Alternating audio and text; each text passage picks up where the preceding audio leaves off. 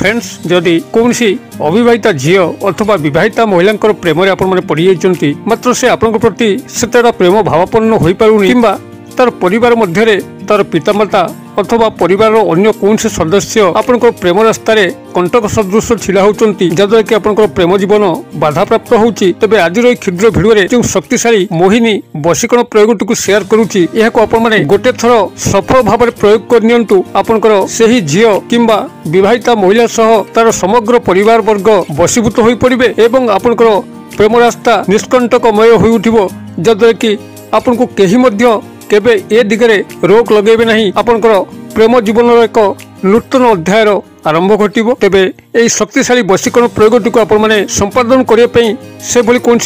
भारी सामग्री आवश्यक पड़ो ना अथवा से भली कौन जटिल मंत्र तत्व आश्रय नवा पड़ो ना एक सरल सूक्ष्म विधि रे आपण संपृक्त झील बा स्त्री सह तार समग्र परिवार वर्ग को निमिषक मध्य आपण वश्यता स्वीकार करेकरी आपनकर प्रेम जीवन एक नूतन अध्याय को आरंभ करें एवं सही अविवाहिता झील हूँ किंबा विवाहिता महिला हूँ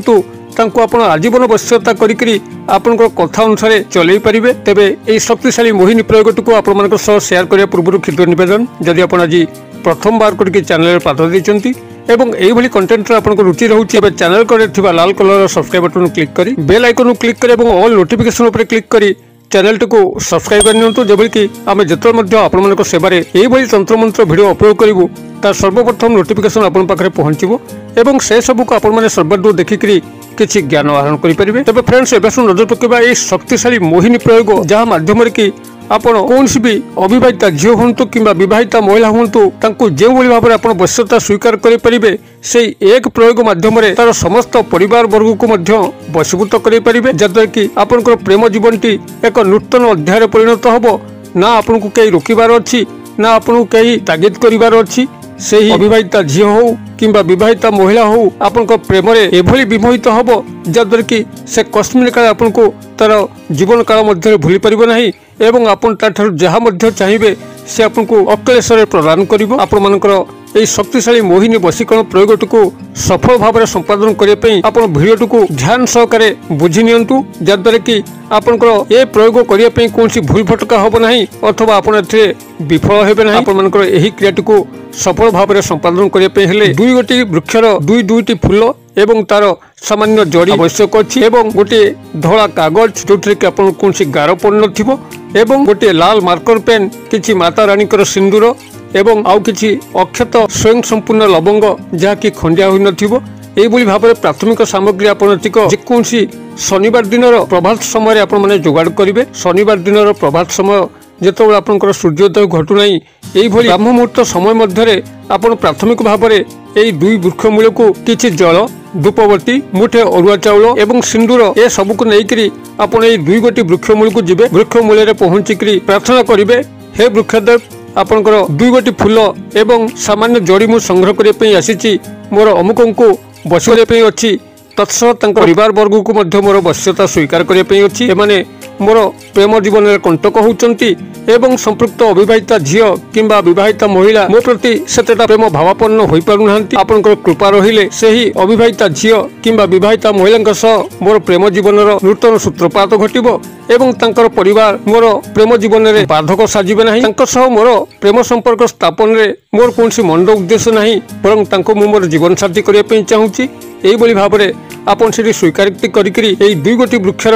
दुईटी फूल एवं सामान्य जड़ी संग्रह करिवे तेबे ता मूले रे आपन जलार्पण करथिबे धूप नैवेद्य को प्रदर्शन करिथिबे मुठे अरुआ चाउल रखिथिबे सिंदूर गुआ ए सब आपण माने यथाविधि पूर्वक जे भली भाबरे वृक्ष निमंत्रण करा जाय सेही भली भाबरे आपण एतिक क्रियाकर्म को पालन करिकरी तार पूर्व भागरु अर्थात जेउ पटे सूर्योदय घटे से पटरु तार सामान्य जड़ी खंडे संग्रह करिवे अर्थात तार मूल भागरु खंडे चेर को संग्रह करिवे एवं दुई गोटी फूल को संग्रह करिवे। आपनकर एई दुईटी गछ होउची गोटे होउची आपनकर कला दुधरा गछ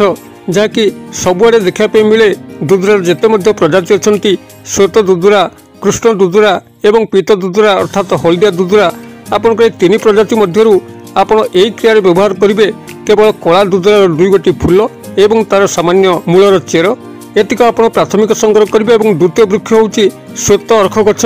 जहाँकि आप सहज पाइबे ଅରଖର ଯେତେ ମଧ୍ୟ ପ୍ରଜାତି ଅଛନ୍ତି ଶ୍ଵେତ ଅରଖ ଗଛକୁ ଆପଣମାନେ ଠାବ କରିବେ, ଯାହାର ଫୁଲ ଗୁଡ଼ିକ ଧଳା ଧଳା। ଯେଭଳି ଭାବରେ କଳା ଦୁଦୁରାର 2 ଗୋଟି ଫୁଲ ଏବଂ ତାର ଚେରକୁ ସଂଗ୍ରହ କଲେ, ସେହିଭଳି ଭାବରେ ଆପଣ ଶ୍ଵେତ ଅରଖ ଗଛକୁ ନିମନ୍ତ୍ରଣ କରିକିରି ତାର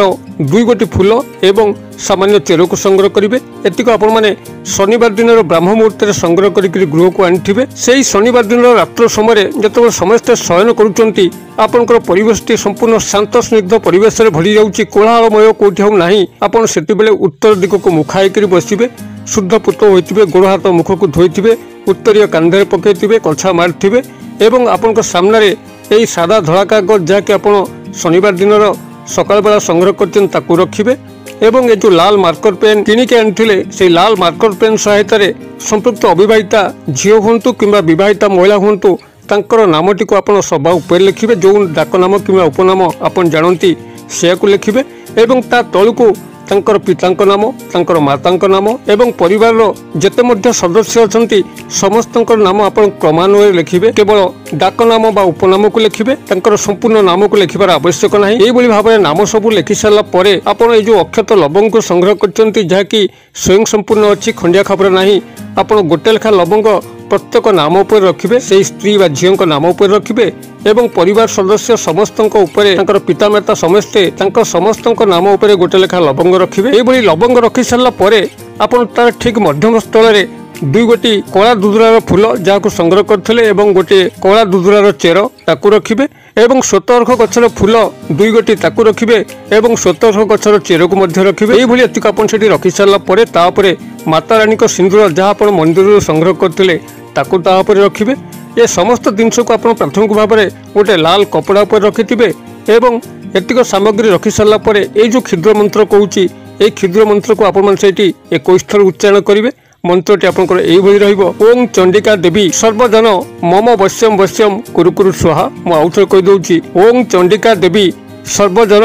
ମମ ବଶ୍ୟମ ବଶ୍ୟମ କୁରୁ କୁରୁ ସ୍ୱାହା। ଆପଣ এইଭଳି ଭାବରେ ମନ୍ତ୍ରକୁ ସେଇଠି 21 ଥର ଉଚ୍ଚାରଣ କରିସାରିଲା ପରେ ଆପଣ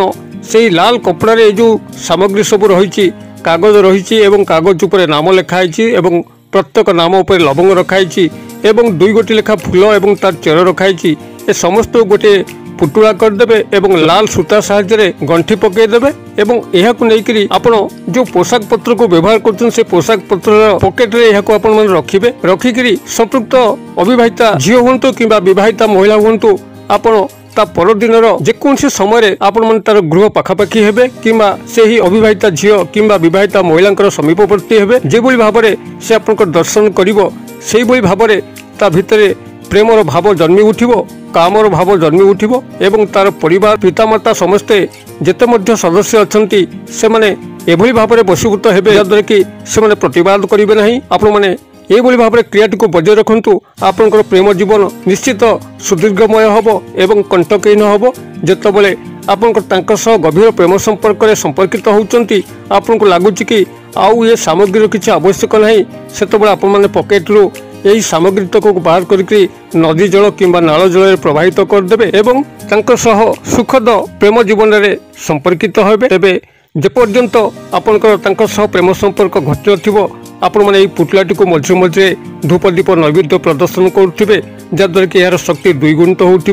होई भाव में क्रिएटिव करूँ। किभली चमत्कार घटुची मत कमेंट बॉक्स में शेयर करूँ। वीडियो भल लगुले लाइक करने भूलु ना, सांगसाथी महल शेयर करने भूलु ना। वीडियो क्षुद्र परिसर मध्य मत आज विदाय दिंतु, पुणी आप देखा पाऊ यही एक शिक्षणीय वीडियो से पर्यटन दर्शक बंधु आप समस्त मंगलमय कृपार भले था रहुची।